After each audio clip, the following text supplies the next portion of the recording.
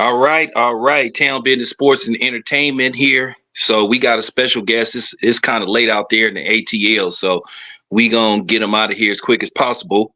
So we got a special guest. We got father and trainer of the current WBO champ, Brian Norman Jr. Brian Norman Sr. joins the show. So what's going on, Brian? How you doing, sir? Hi, how you doing, boss? I'm doing good, man. Appreciate you coming on here. So, we gonna get you out of here real quick. So I just wanted to get your interpretation on what's going on, with the rumors that's being spreaded about you guys ducking. One thing about me, I'm a responsible journalist and I like to talk straight to the source before I start pushing the record button and spreading, falsehoods about people. So I wanted to get your interpretation on what happened with the boost negotiation. Can you hear me? My bad. Can you hear me? Yeah.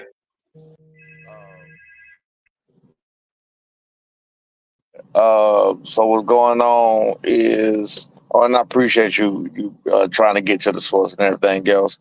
But I can take you down. That's hard to do in today's news because shit, even the people in it don't know what's going on sometimes because we never know when people playing games or what. Because I'm not sure what the hell is going on right now. It's kind of looking like Matchroom playing games though. That's as of 11:23 p.m. on Saturday night, after a day after Eddie Hearn told us to reach out to him, and if we didn't turn it down, and we did exactly that, the exact same time we saw that video yesterday. So it's been well over 24 hours since we reached back out to them. Their lawyers, the ones who sent the offer, said, "Oh, we didn't realize that you sent the counter offer." But how do you not know? How do you not know we sent a counter offer if you can tell Jerron Ennis that we declined the fight? So I'm not sure how they got the answer that we declined the fight because we didn't decline the fight ever. We just wanted to negotiate the price. We accepted the fight immediately the first time they offered it. And we just told them that we need to make some changes because my son's giving up so much. He's giving up. He's going to fight him in Philly in front of 15,000 booing people. My son is an equal champ to Jerron Ennis. They're not. Jerron Ennis is not above my son. They're equal. They're equal. You know what I mean? He holds one belt. My son holds one belt. He has his division. My son. I mean, he has his sanctioning body. My son has his. So again, he's only because of the fanfare. That the fans give him.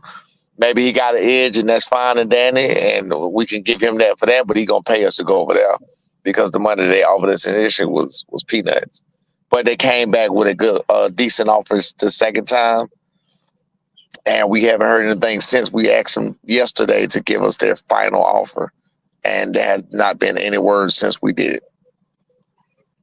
So what was some of the tangibles that you guys were requiring? Was like, was there rehydration? Was there a certain ring size? Was there certain type of gloves that you guys wanted to wear?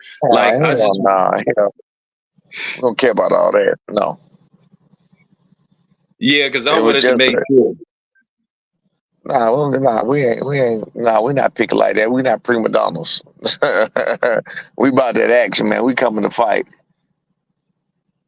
Yeah, I don't understand something. I mean, you guys got one belt. He got one belt. And at the end of the day, he's really only had, I wouldn't even exactly say pay-per-view, but he fought on that pay-per-view app. And I mean, you guys fought on ESPN. If you want to go by better performance, I mean, your son's knockout, that's the candidate for knockout of the year. I'm glad you said that. That's one thing I don't think people noticing. Like, he has never had a performance like my son just did. He's never had a knockout like my son just did.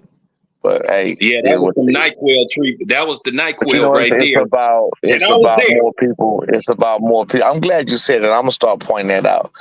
But it's about, like I said, it's about fanfare. It's about what people know and who they know. That everybody's looking for a hero, and they feel like they found the hero in Bruce Ennis a long time ago, and they rhyme with the hero. But I'm sorry to tell y'all, the hero is about to fall down.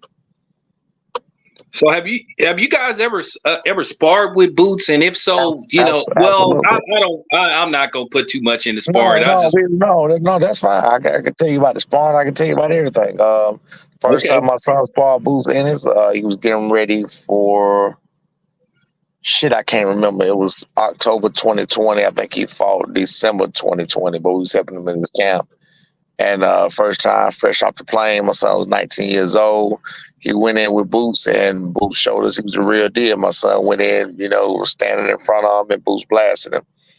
That was on a Wednesday. The next day, which was a Monday, that did not happen. Pretty much even, kind of even.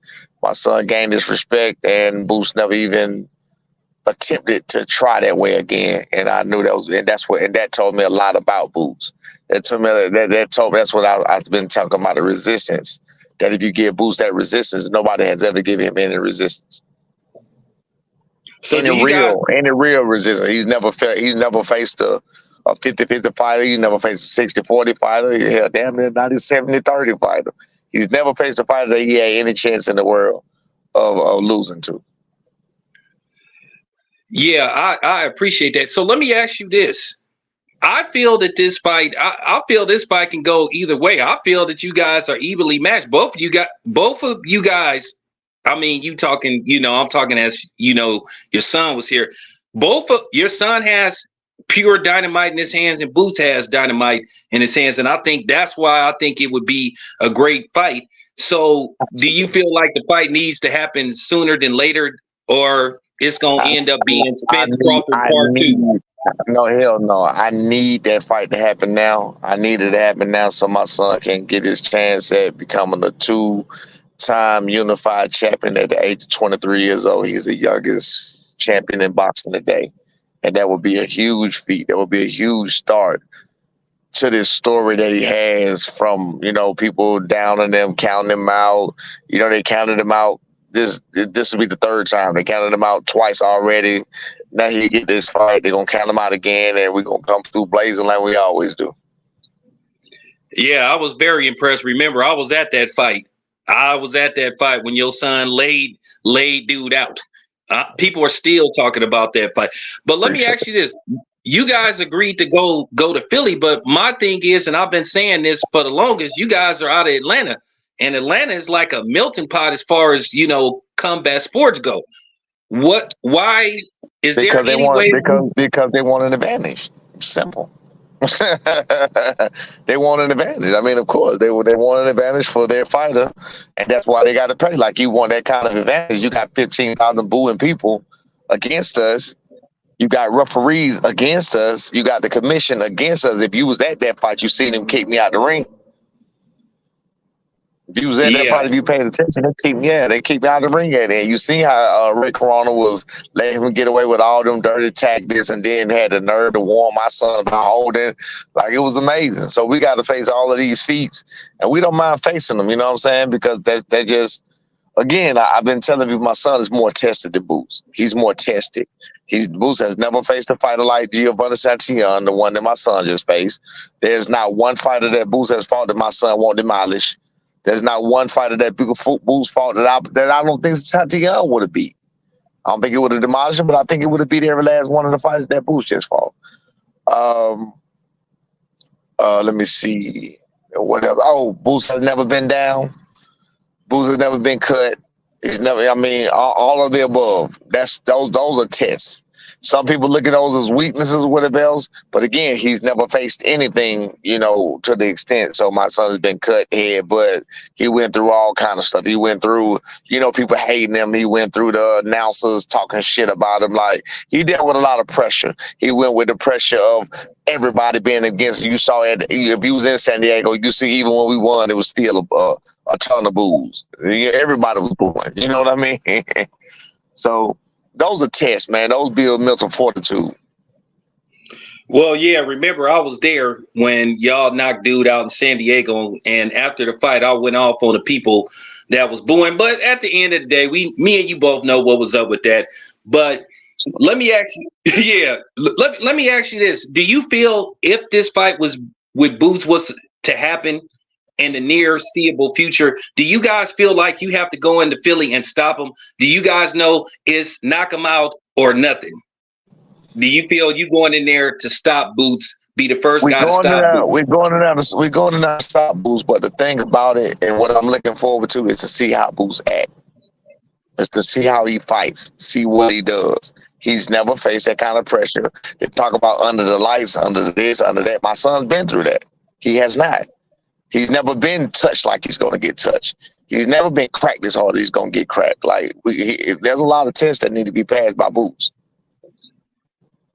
So is the fight officially off the cards, and you guys are looking at like an option B? No, I'm sick of people saying that. No, well, why would the fight be officially off the cards? No, this Boots just made this statement 2 days ago, and Eddie Hearn just made the statement yesterday that we can make this fight happen. The fight is not supposed to happen for 2.5 months. Why are people saying it's off the cards? No. Okay. Top rankers with it. The Ennis family is with it. We are with it. Everybody's on board, supposedly.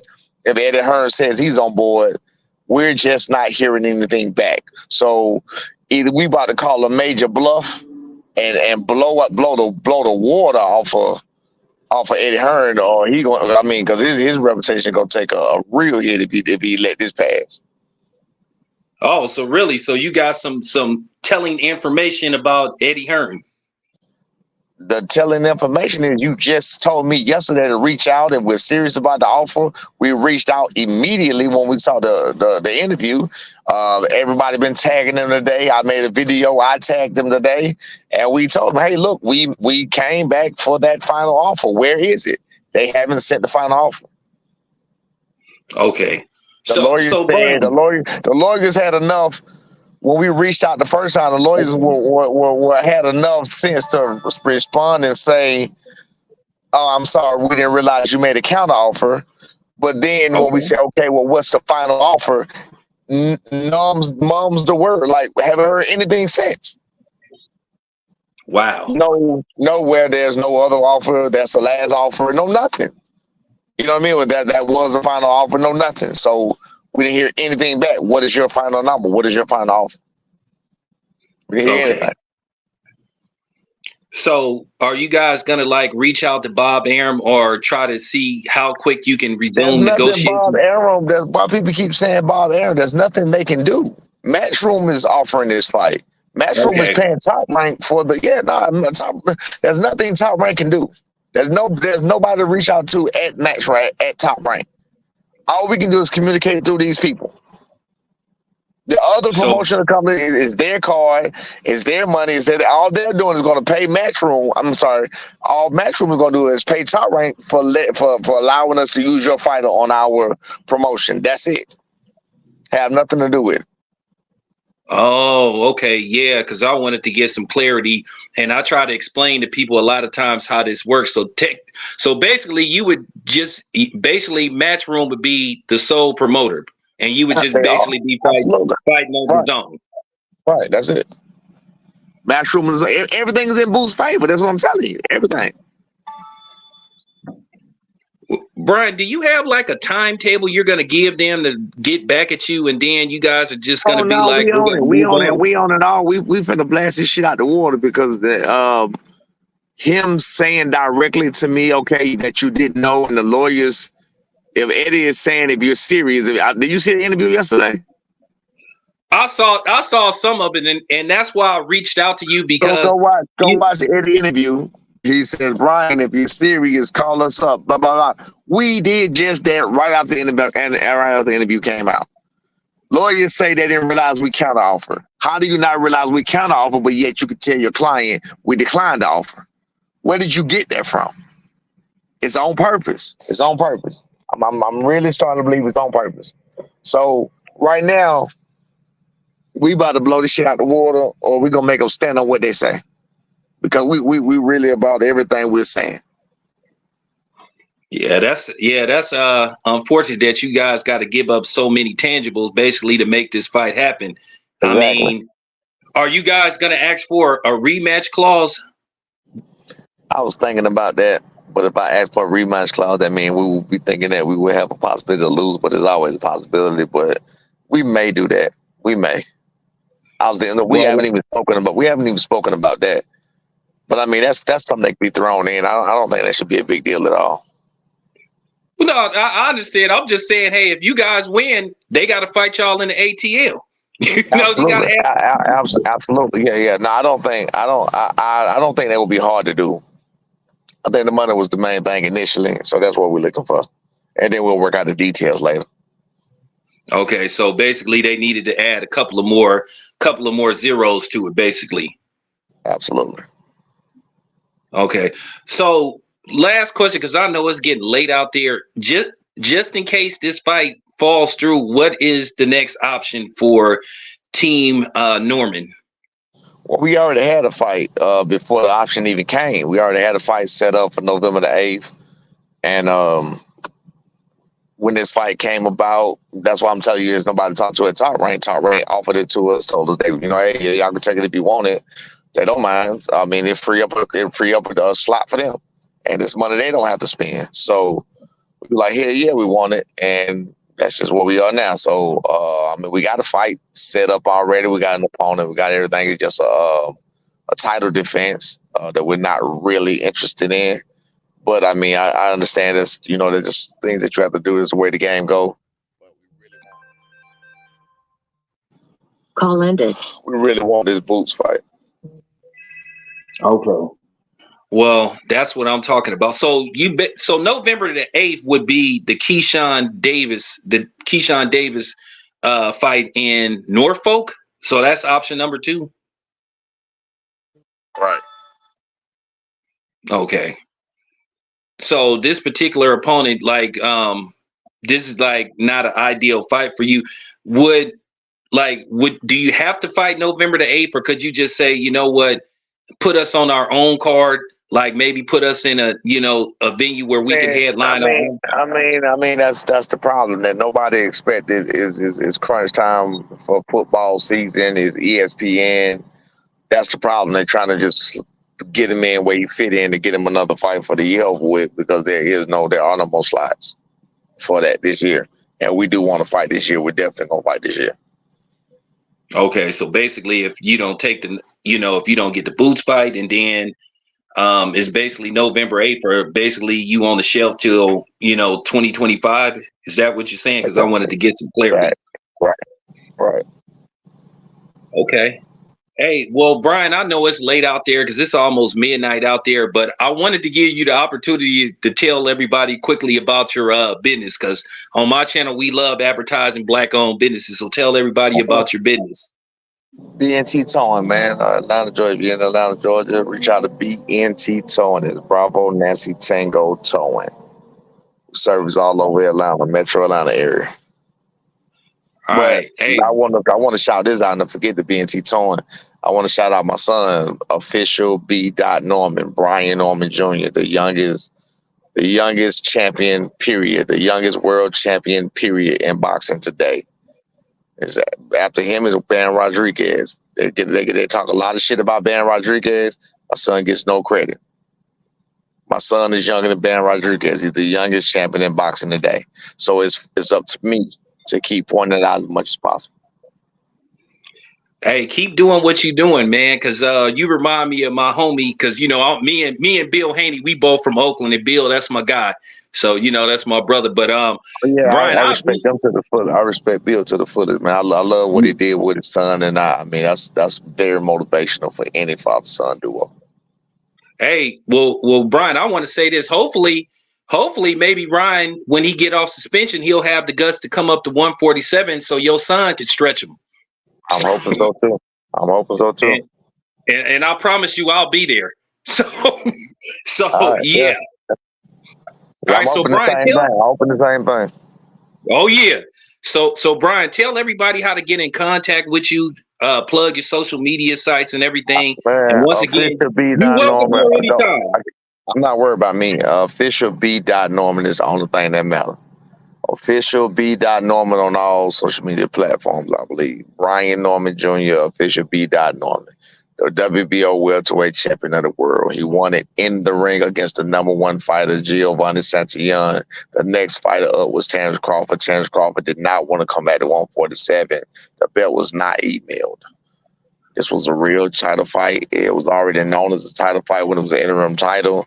So that's what it is. But that's who matters, and that's what matters, and that's what it is. All right, so there you have it. Bryan, you welcome here anytime. You welcome on this platform anytime. I mean, hey, if you want to do some late night shit, hit me up. If you want to come on, I'm always available, man, because I appreciate you talking to me. You didn't have to talk to me. I reached out to you and you reached back right away. So, you know, loyalty is everything to me. So you have my loyalty. So once again, you welcome here whenever you want to come on here, you and your son. Okay, boss. I appreciate you, man. Thank you. All right, see you soon. Okay, boss.